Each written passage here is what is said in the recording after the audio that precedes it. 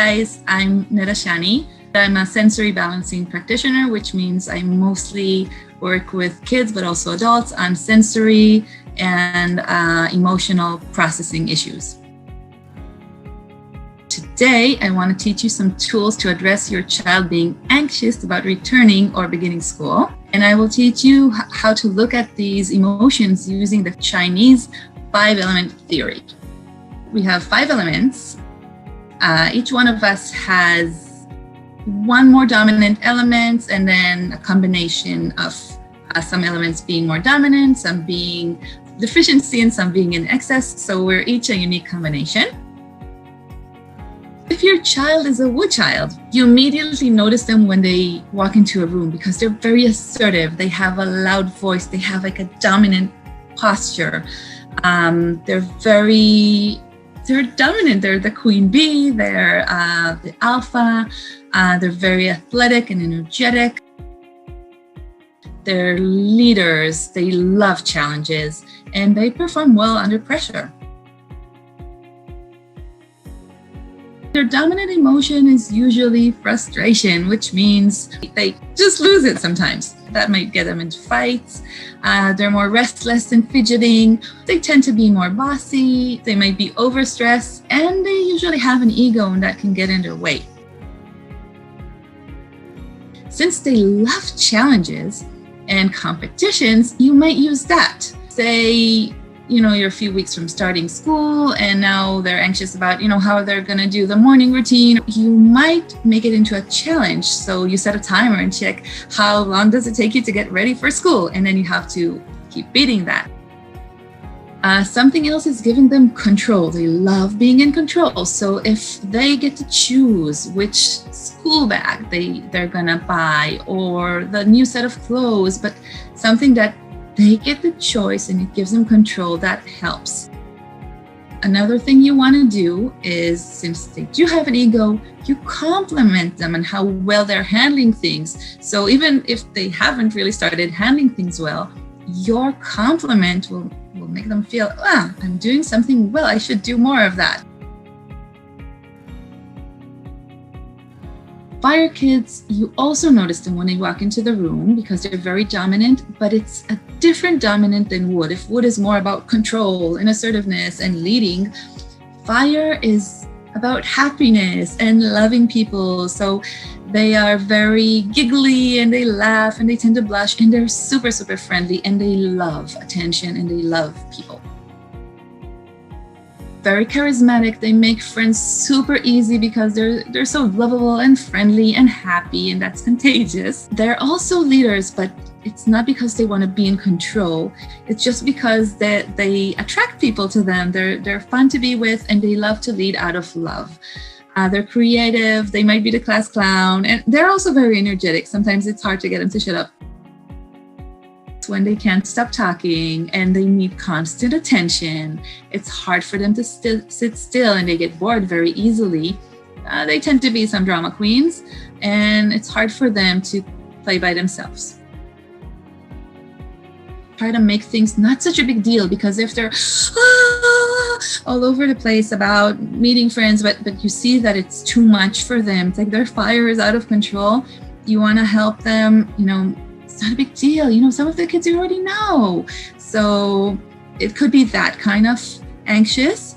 And it could be anxious that kind of turns their fire down. So then you want to get them excited and focus on the things that they're excited about. Like for them, it's not about controlling which clothes, but let's buy new clothes that you can show off at school because it's fun for them, or a new lunchbox about a superhero they like, or something that they're excited about. If you can organize play dates with kids that will be in school with them, or sometimes you can read the bio of the teacher they're gonna have and get excited about that, like, oh, she loves to do this and that like you do, and get them excited. That will take off the anxiety.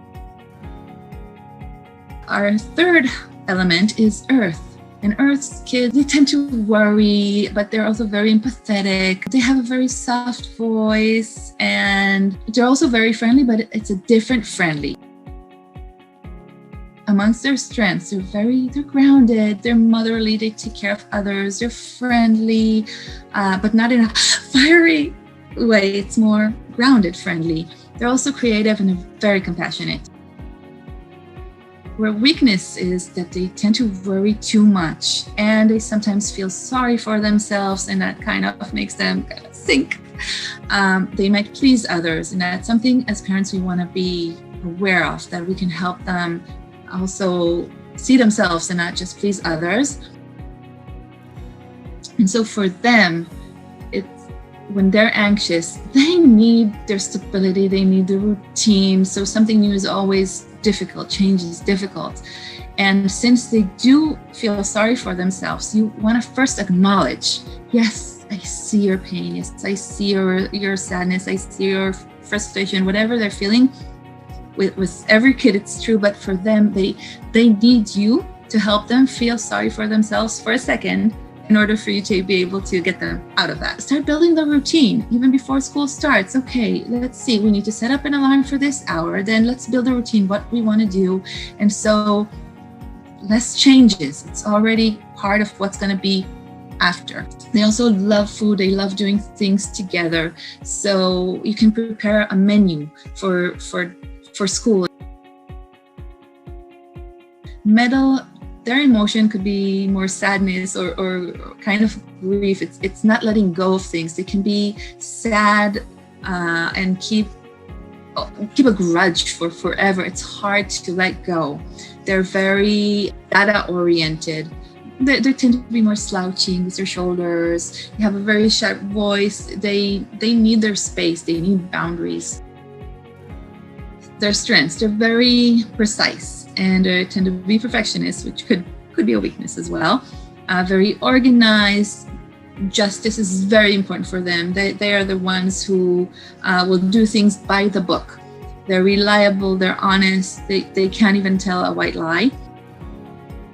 They might be too obsessed about something because it's hard to let go. Again, the grudge that they can hold for years. Regretting things that they did or didn't do, avoiding challenges, overthinking things. And sometimes their honesty is very, very direct, and it might hurt some people's feelings, but they mean well. It's just hard for them to lie. If they're anxious about starting school, what they need is the data, photos of the school, what is the schedule going to be like, any information you can give them that makes sense. They can print out a schedule, anything that makes sense. Give them the space they need. For them, organizing school stuff ahead of time is to be organized, to make sure they don't forget anything.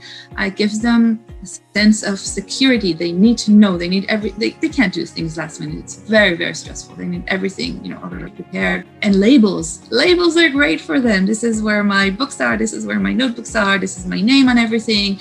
For them, it just makes a lot of sense. Water element, their dominant emotion is fear. They're quiet, they shy away from attention, they usually fly under the radar. But on the other hand, when they have the willpower, they will get anything they want. Water will do it slowly, gradually. It doesn't matter how long it's going to take. They'll do it in their own way. They tend to take the shape of their container, so they do adapt easily to situations and to people. They have a creative imagination, and they're usually pretty calm. On the weakness side, fears sometimes hold them back.